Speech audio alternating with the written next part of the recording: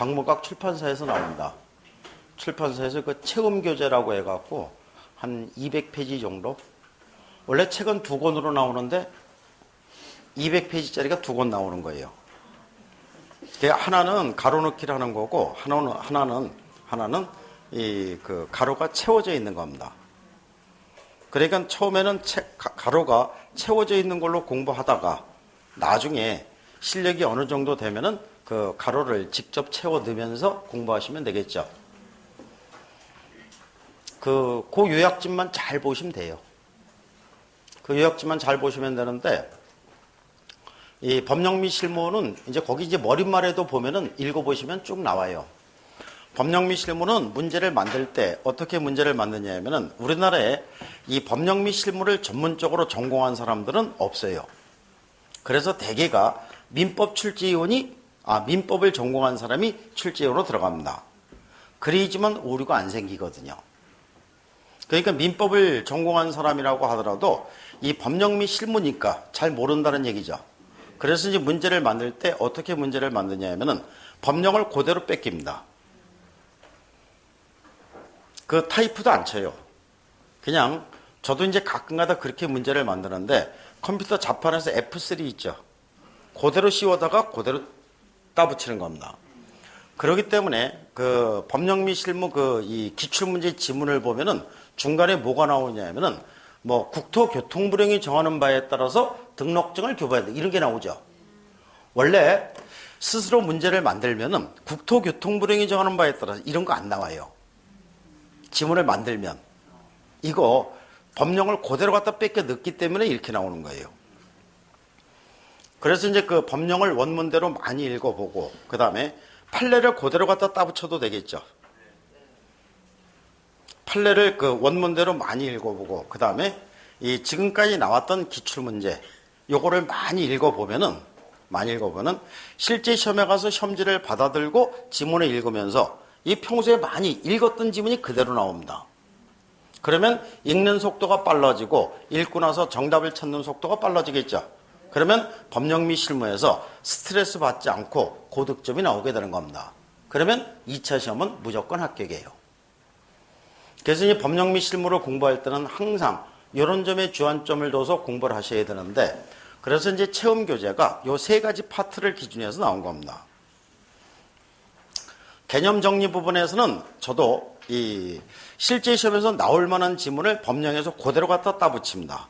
판례도 그대로 갖다 따붙이고, 그 다음에 확인학습란이 있는데 거기서는 최근 나왔던 기출문제를 전부 다 이렇게 이제 OX로 분리해갖고 갖다 집어넣습니다. 그리고 이제 주위에서 봐야 되는 이런 부분들을 전부 다 이 색깔 칠해갖고 빨간 걸로 다 이렇게 표시해 놓습니다. 그래서 이제 그거 많이 읽으면 그 틀 안에서 전부 다 지문이 만들어지게 되는 겁니다. 실제 시험에 가서 생소한 지문이 나오면 이 실제 시험을 보면서 그거를 분석을 해갖고 OX를 하기에는 시간도 부족할 뿐만 아니라 실제 시험에서는 그 정도 마음적 여유도 없습니다. 평소에 읽어봤던 지문이 그대로 나왔을 때 쉽게 대응할 수 있다는 얘기죠. 그래서 이제 법령 및 실무는 항상 이런 점에 주안점을 둬서 공부를 하셔야 되는데, 그 요약집을 그동안 그래서 이제 이런 식으로 해서 이 요약집을 만들어냈었는데, 박문각에서 이런 스타일의 그 책을 별도로 만든다고 해갖고 제가 이제 그 책을 쓴 겁니다. 기본서는 너무 두껍죠. 그러니까 기본서보다 한 반 정도 되는 거. 그러니까 200페이지 정도로 이 법령 및 실무가 총정리가 될 수 있고 실제 시험에 나올 수 있는 지문이 그대로 들어가 있는 이 교재니까 그거를 사서 많이 읽어보시면 법령 및 실무는 빠른 시간 안에 정리가 될 겁니다. 그리고 이제 기출문제 그 특강집도 서울에 나와 있는데 거기 정답 다 있으니까 그냥 보시면 돼요. 필요하시면. 기출문제 그 특강집에 보면은 여기서는 아까 주택임대차 보호법에서 대항력이 인정되는 게 판례 원문으로 들어가 있죠. 이건 기본서기 때문에 그렇습니다. 기출문제 특강집에 보면은 이제 이론 정리하고 그 다음에 옆에 기출문제가 들어가 있는데 그 대항력이 인정되는 거 10가지가 번호, 그러니까 딱 10줄만 나와 있어요. 그러니까 판례 하나당 한 줄씩 간단하게 이렇게 그 정리가 되어 있기 때문에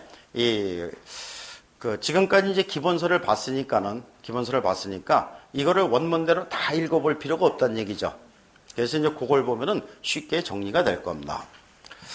경매 공매도 시험에 나오는 부분이 경매 절차에서 한 10가지가 있습니다. 10가지 번호명에서 1번부터 10번까지 요게 그대로 이제 그 정리가 되어 있습니다. 원래 경매 그 절차가 이게 이제 세부적으로 접근하면 또 상당히 복잡해요. 근데 여기는 시험 공부니까 시험에 나오는 사항만 알아두시면 되는 거죠. 그래서 이제 그 내용 알면은 별 무리 없이 경매 공매에서 문제가 나왔을 때 해결할 수 있을 겁니다.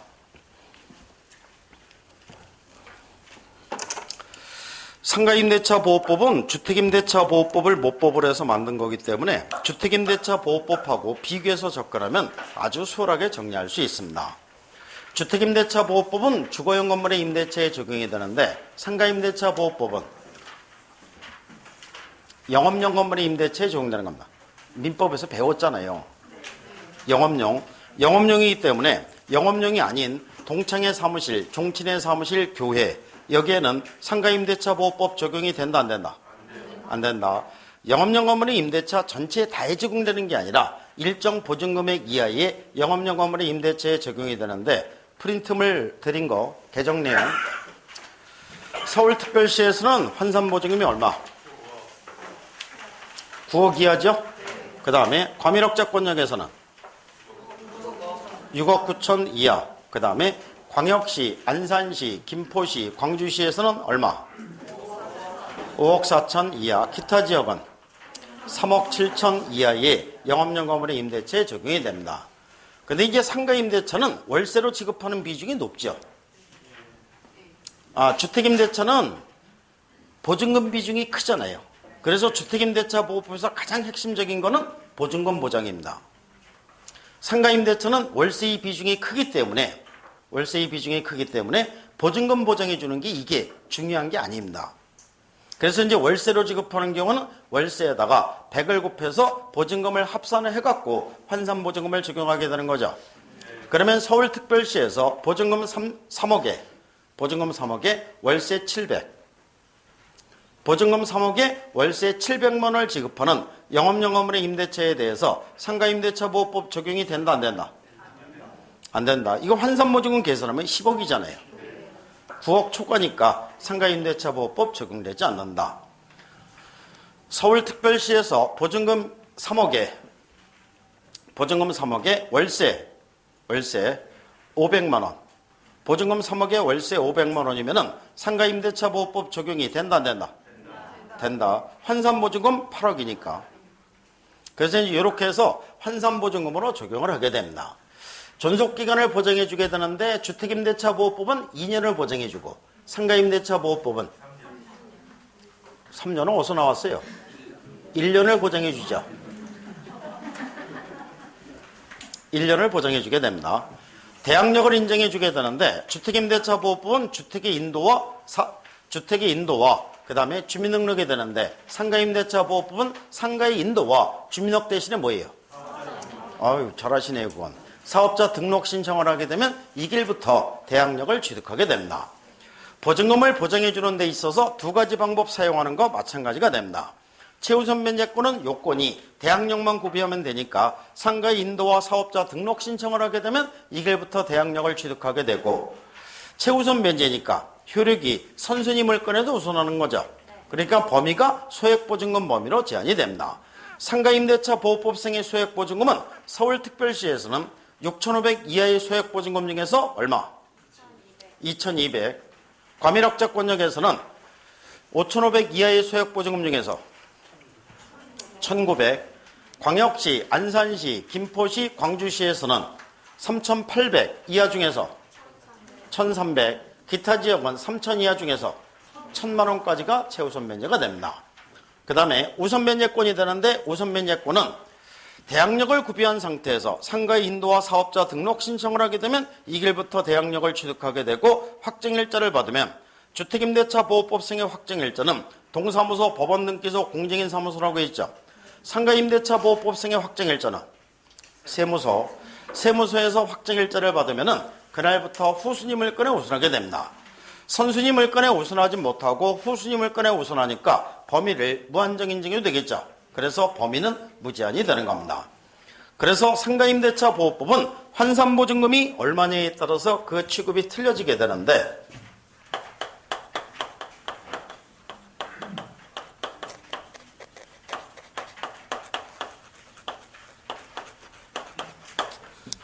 서울특별시를 기준해서 두 개의 선이 있게 됩니다. 두 개의 선이 있게 되는데, 환산보증금이 위에는 얼마? 9억이에요. 밑에는 6,500만 원 이하 중에서 얼마? 2,200까지가 최우선 면제가 되는 거죠.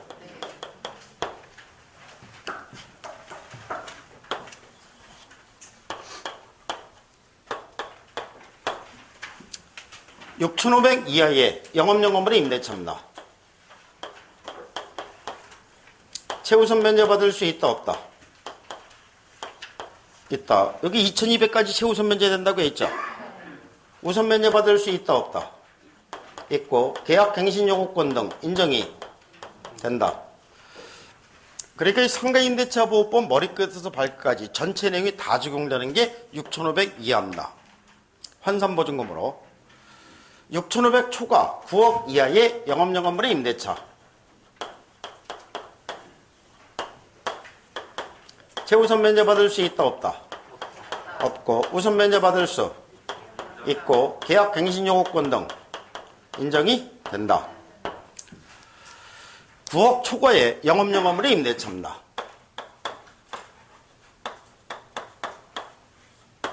최우선 면제 받을 수 있다 없다? 없고, 우선 면제 받을 수 없고, 계약 갱신 요구권 등 인정이 된다. 이거 잘하시네요. 민법에서 배우셨습니까? 네. 그래서 이제 그 9억을 초과하는 영업용건물의 임대차에 대해서도 최우선 면제, 우선 면제, 보증금 보장은 인정이 안 되지만은 대항력이 인정이 되고, 계약 갱신 요구권이 인정이 되고, 그 다음에 권리금 회수기의 보호가 적용이 된다. 그러니까 이 상가임대차 보호법에 보호 대상에 드는 보증금액을 초과하는 영업용건물의 임대차에 대해서는 요거 3개만 적용이 되는 겁니다. 대항력과 계약갱신요구권, 권리금 회수기의 보호, 요거 3개만 적용이 되는데, 이게 이제 서울특별시에서는 이렇게 되고, 과밀억자권역에서는 여기가 위에가 얼마? 6억 9천. 맞아요? 밑에는 5,500 이하 중에서 1,900까지가 최우선 면제가 되고, 그 다음에 광역시, 안산시, 김포시, 광주시, 여기서는 위에가 5억 4천, 밑에는 3,800 이하 중에서 얼마? 1,300까지가 최우선 면제가 되고, 그 다음에 기타 지역은 위에가 3억 7천, 맞아요? 밑에는 3천 이하 중에서 1,000만 원까지가 최우선 면제가 됩니다. 요거 두 개는 이거는 환산보증금으로 적용을 하는 거죠. 밑에는 이거는 보증금만 해당이 되는 겁니다. 서울특별시에서 보증금 3천에 월세 40, 보증금 3천에 월세 40, 대항력을 구비하고 있다는 전제에서 선순임을 꺼내 우선한 최우선 면제는 얼마까지? 그러니까 이제 이렇게 얘기 나오면 빨리 이게 1번인지 2번인지 3번인지를 먼저 캐치를 해야 됩니다. 보증금 3천에 월세 40이면은 이건 몇 번이에요? 2번이지. 7천이니까 2번이죠. 선순임을 꺼내 우선한 최우선 면제 얼마까지? 인정되지 않는다.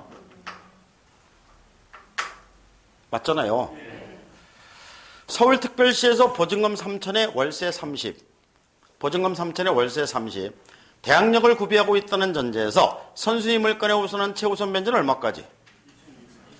2200. 이게 여기니까.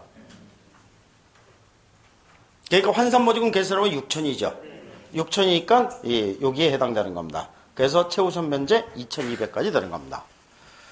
보증금 2000에 월세 45만 원. 보증금 2000에 월세 45만 원. 대항력을 구비하고 있다는 전제에서 선순위 물건에 우선한 최우선 면제는 얼마까지? 여기에 해당되는 거죠? 6,500 이하니까. 그래서 2천만 원이 최우선 면제가 되는 겁니다. 보증금은 2천인데 여기에 200 보태서 2,200 줄 리 없잖아요. 그렇잖아요. 그래서 2천만 원 전액이 최우선 면제가 되는 겁니다.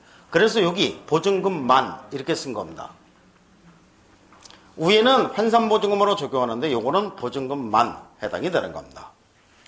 그래서 이제 상가임대차 보호법은 이렇게 환산보증금이 어떻게 되느냐에 따라서 그 취급이 틀려지게 되는 겁니다.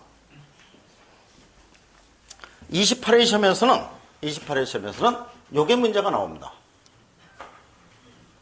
환산보증금의 보호 대상에 드는 보증금액을 초과하는 영업용 건물의 임대차에 대해서도 다른 거는 다 적용이 안 되는데 대항력이 인정이 되고 계약 갱신 요구권이 인정이 되고 권리금 회수기의 보호 요 규정만 적용이 된다는 얘기입니다. 이게 최근에 개정이 된 내용이거든요. 그러다 보니까 이제 28회 시험에서 요게 포인트가 돼서 문제가 나오게 되는 겁니다. 그 다음에 이제 계약 갱신 요구권인데 옛날부터 상가임대차 보호법을 만들려고 여러 번 시도를 합니다. 시도하는데 시도할 때마다 번번이 실패했던 이유 중에 하나가 바로 이 권리금 부분이에요. 상가임대차는 월세 비중이 크다고 했죠. 그렇기 때문에 보증금은 얼마 안 됩니다. 보증금 보장해 주는 건 어렵지 않았었어요. 그런데 임차인은 보증금보다 더 큰 금액을 권리금으로 투자하고 있죠. 근데 이 권리금은 임대인과는 관계없이 임차인들끼리 지들끼리 주고받죠. 그러다 보니까 이 권리금을 보호해 줄 방법이 막막했던 겁니다. 그래서 처음에 상가임대차 보호법을 만들 때는 권리금을 어떻게 보호해 줬냐면은 직접적으로 보호해 준 게 아니라 간접적으로 보호를 해주게 되는데 이게 바로 계약 갱신 요구권이 되는 겁니다. 최초의 임대차 기간을 포함해서 처음에는 지금은 이제 10년이죠. 계약 갱신 요구권 10년이잖아요. 10년인데 처음에는 5년이었습니다. 그러니까 이제 지금은 10년 동안 계약 갱신 인정해 줄 테니까 권리금 투자한 거 있으면 어떻게 해라? 벌어서 나가라는 얘기입니다. 못 벌어 나가면은 이거는 투자를 잘못한 거죠. 그래서 이제 그 계약 갱신 요구권은 이런 취지로 접근하시면 되는 겁니다. 다만 계약 갱신을 거절할 수 있는 사유가 거기에 보면은 총 8가지가 있게 되죠.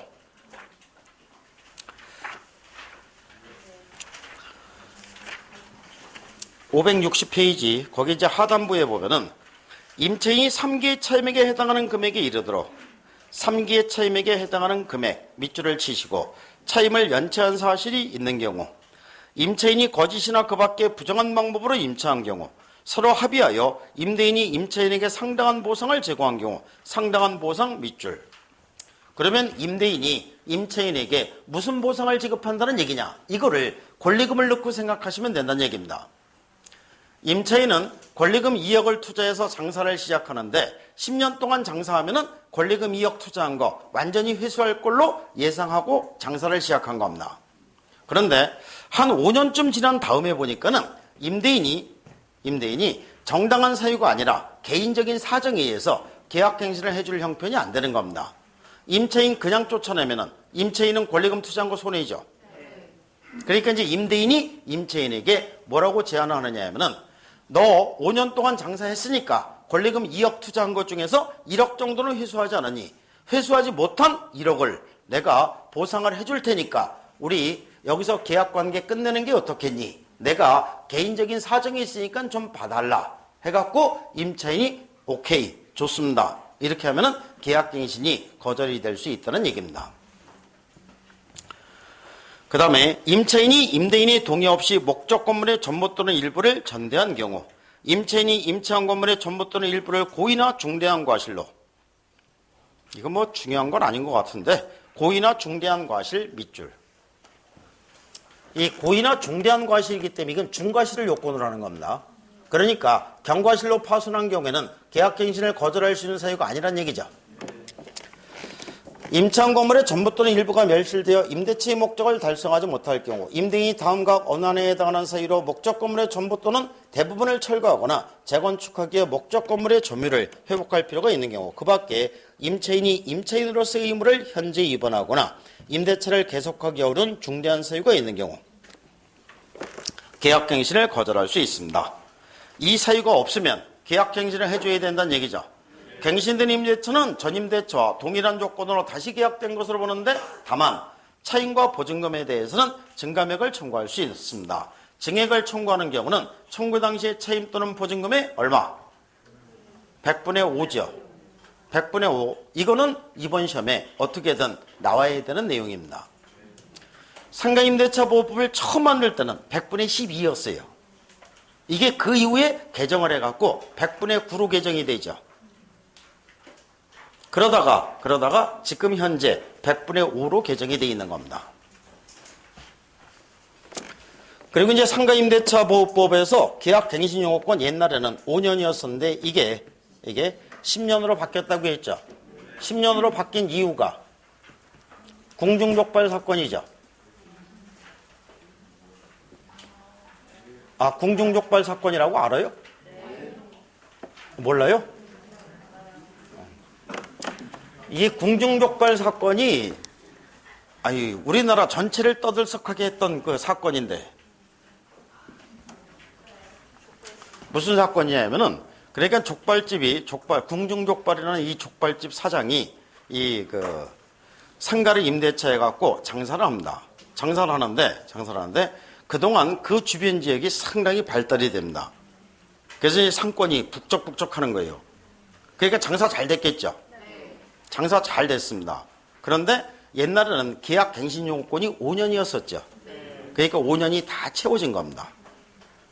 5년이 다 채워졌으면 임대인은 계약갱신 거절할 수 있는 거죠. 계약갱신을 거절했습니다. 그러니까 이제 이 임대인이 이거를 소유자로부터 이걸 샀어요. 사갖고 이제 계약갱신을 거절했는데, 임차인은 계속 장사를 할 수 있게끔 해달라고 하고, 그러니까 임대인이 월세를 몇 배를 요구하냐면 4배를 요구합니다.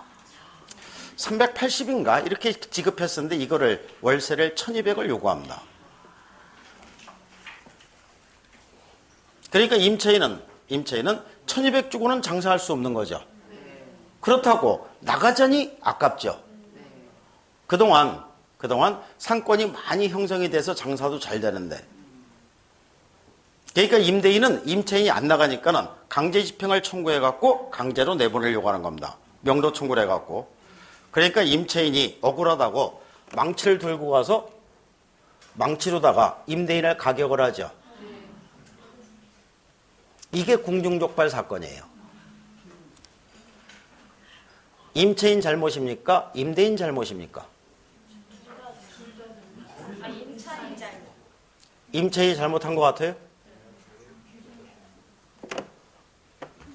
이거 둘 다 사실 이게 애매모호한 개념이에요.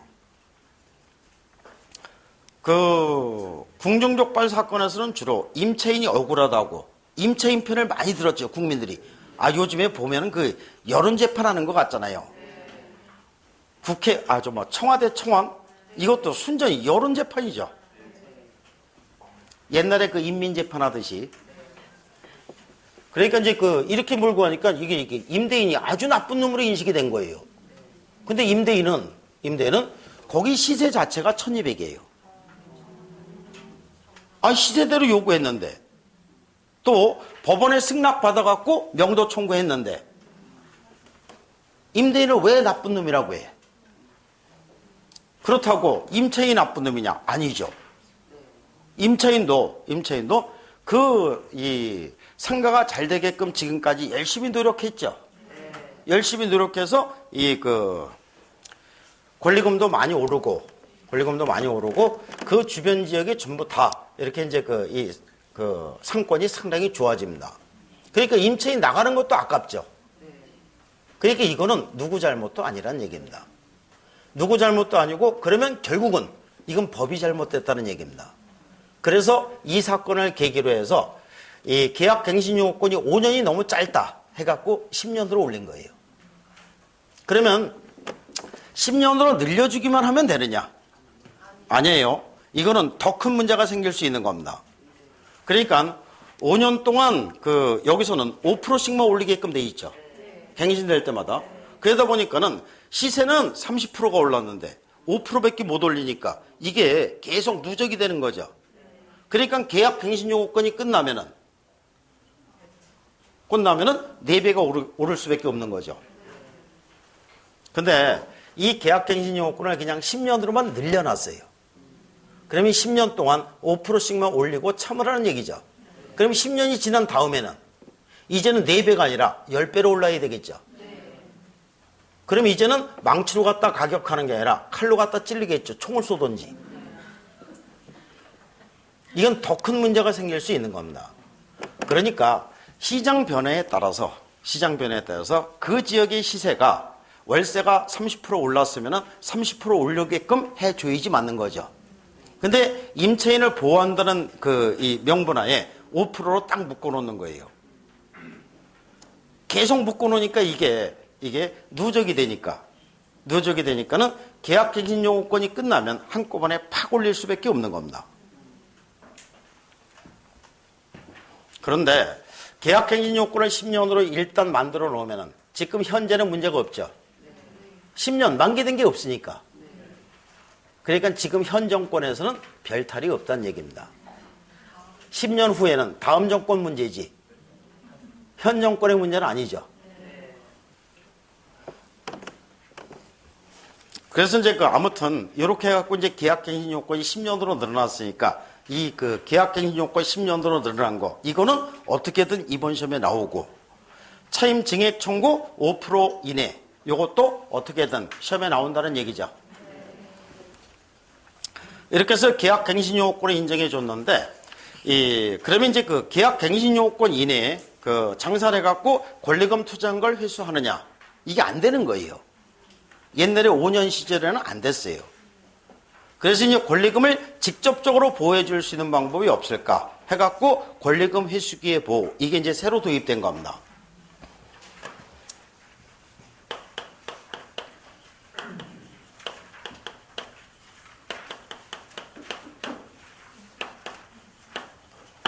여기 이제 새로 도입이 되는데 임대인하고 임차인 간에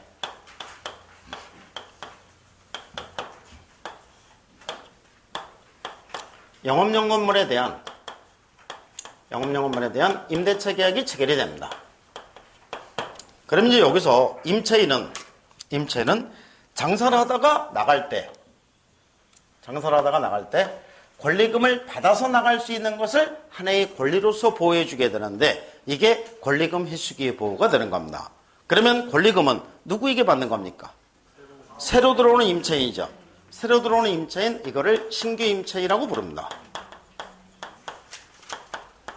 신규 임차인과 임차인이 뭐를 체결해요? 여기서 이제 권리금 계약을 체결합니다.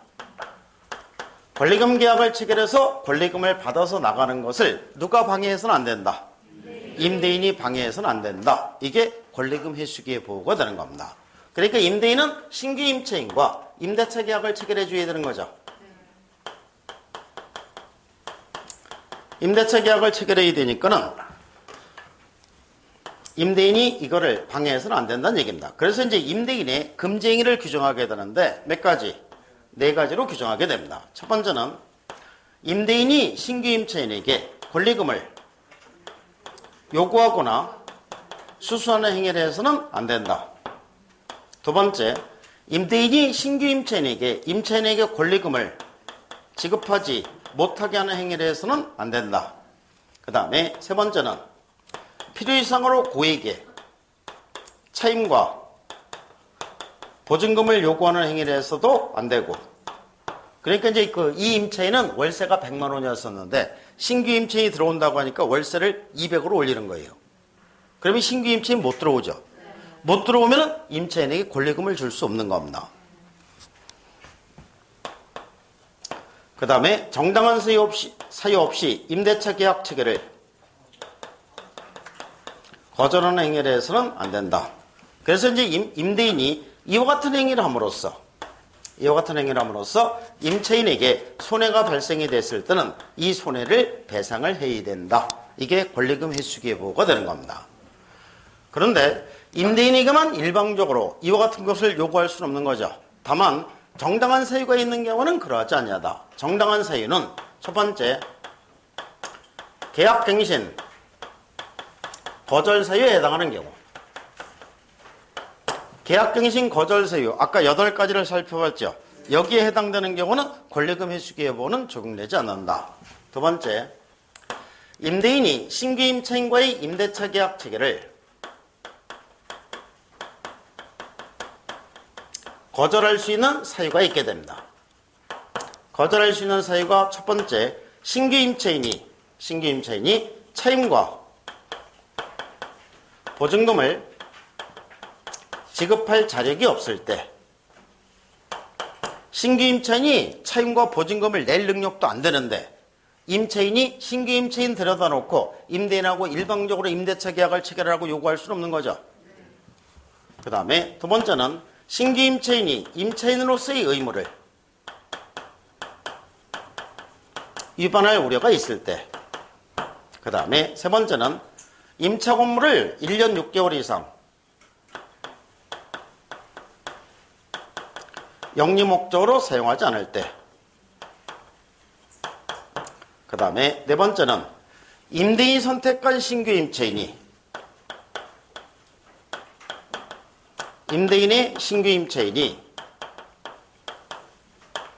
이미 임차인과 권리금 계약을 체결해서 권리금을 지급한 때, 즉 임대인은 A라는 신규 임차인을 구했고 임차인은 B라는 신규 임차인을 구했습니다. 그런데 A라는 신규 임차인이 임차인하고 권리금 계약을 체결해서 이미 권리금을 지급했습니다. 그러면 임차인이 선택한 신규 임차인 B와는 임대차 계약 체결을 당연히 거절할 수 있는 거죠. A가 이미 임차인에게 권리금을 지급했다고요. 그래서 이제 이와 같은 사유가 없음에도 불구하고 임대인이 이와 같은 행위를 함으로써 임차인에게 손해를 끼쳤을 때는 이 손해를 배상을 해야 된다. 이게 권리금 회수기의 보호가 되는 겁니다. 손해를 배상을 해야 되는데 손해배상액은 신규 임차인이 지급하기로 했던 권리금과 임대차 종료 당시의 권리금 중 어떤 금액? 낮은 금액을 넘지 못한다. 그 다음에 이제 두 번째는 소멸시효를 규정하게 되는데 소멸시효는 몇 년? 3년. 그 다음에 세 번째는 정보 제공입니다. 신규 임차인은 누가 구했습니까? 임차인이 구했죠. 그러니까 신규 임차인에 관한 정보를 임대인에게 제공을 해줘야 된다는 얘기입니다. 차임과 보증금을 지급할 자력이 있는지, 장사를 잘할 능력이 있는지 여기에 해당되는 정보를 제공을 해야 되고, 그 다음에 차임연체와 계약 해지, 몇 개의 차임액을 연체했을 때, 3개의 차임액을 연체했을 때는 계약을 해지할 수 있다. 또한 이 분쟁을 사전에 예방하기 위해서 권리금 계약에 대한 표준계약서를 작성해서 권장할 수 있는데 누가? 이거는 국토부 장관입니다. 또한 상가건물 임대차 보호법, 그러니까 상가건물 임대차 계약서에 표준계약서를 작성해서 권장할 수 있는데 이거는 누가? 이거는 법무부 장관이 되겠죠. 그래서 이제 권리금 회수기의 보호가 이런 내용으로 이루어져 있게 되는 겁니다. 프린트 보세요.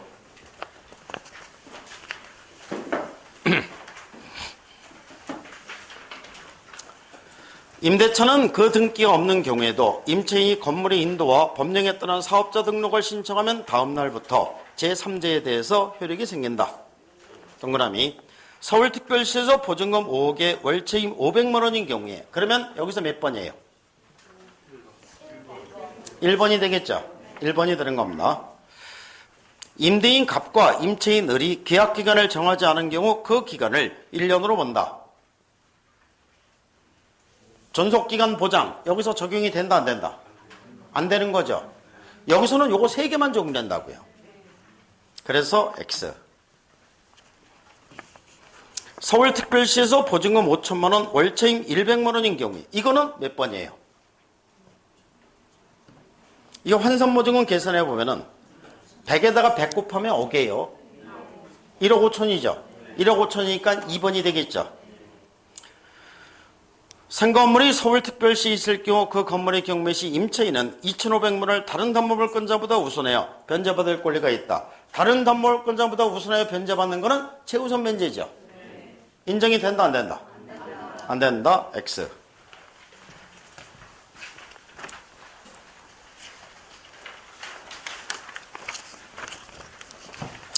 서울특별시에서 보증금 5천만 원, 월세임 100만 원인 경우에 임대인이 차임 증액 청구가 인정되더라도 10만 원까지만 인정된다. 아까 몇 프로라고 했어요? 5%. 그러니까 5만 원이지 10만 원이 아니죠. 차임이 경제사정의 침체로 상당하지 않게 된 경우 당사자는 장래의 차임 감액을 청구할 수 있다. 동그라미 당연한 얘기지.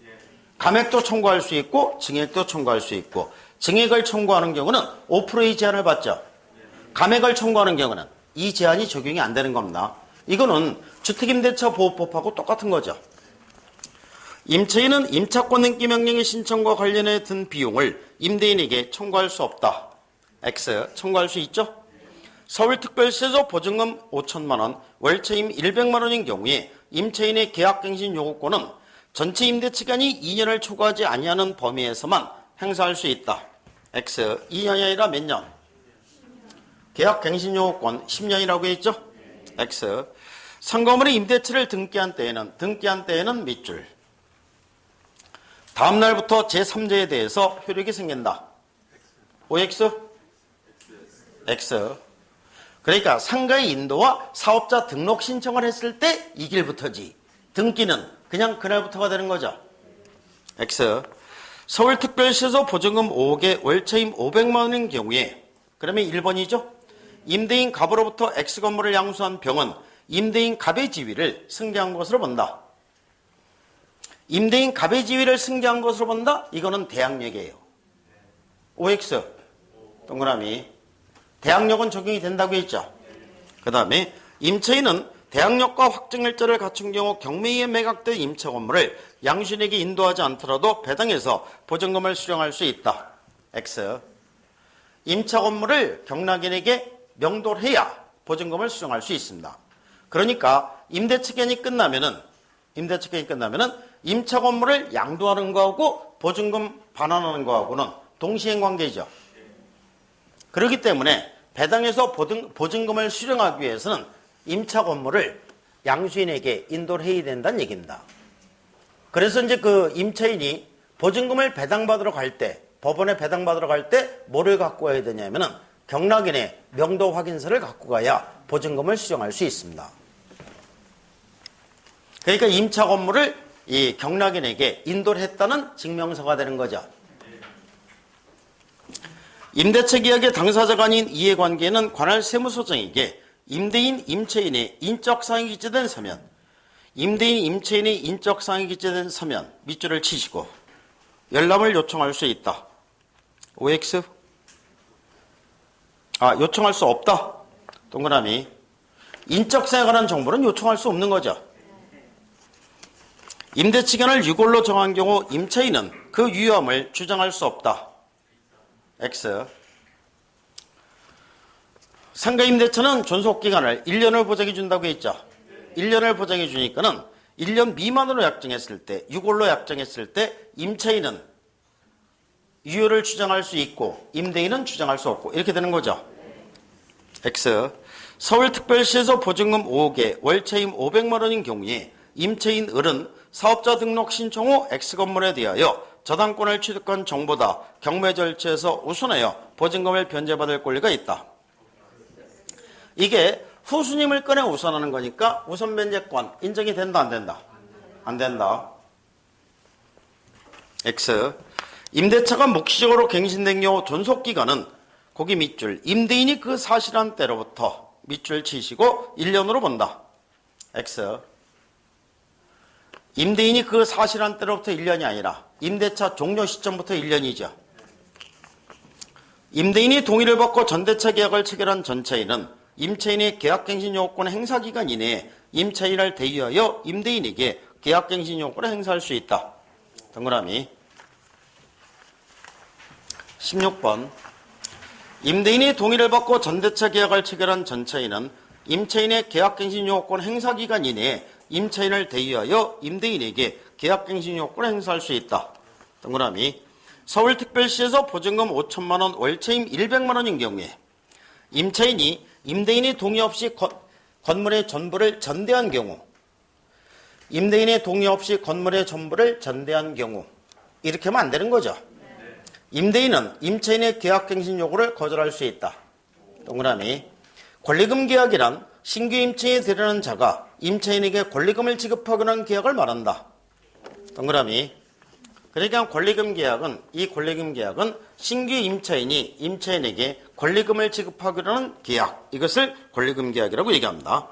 임차인의 차임 연체액이 3개의 차임액에 달하는 때는 임대인은 계약을 해지할 수 있다. 동그라미. 여기 3기죠.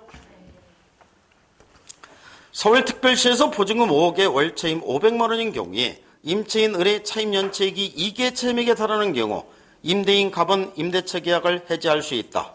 X. 2기가 아니라 3기. 서울특별시에서 보증금 5천만 원, 월차임 100만 원인 경우에 임차인의 차임 연체액이 200만 원에 이르는 경우 임대인은 계약을 해지할 수 있다. X. 몇 기라고 했어요 아까? 3기니까 300만 원이지 200만 원이 아니죠. 국토부 장관은 권리금에 대한 감정평가의 절차와 방법 등에 관한 기준을 고시할 수 있다. 동그라미.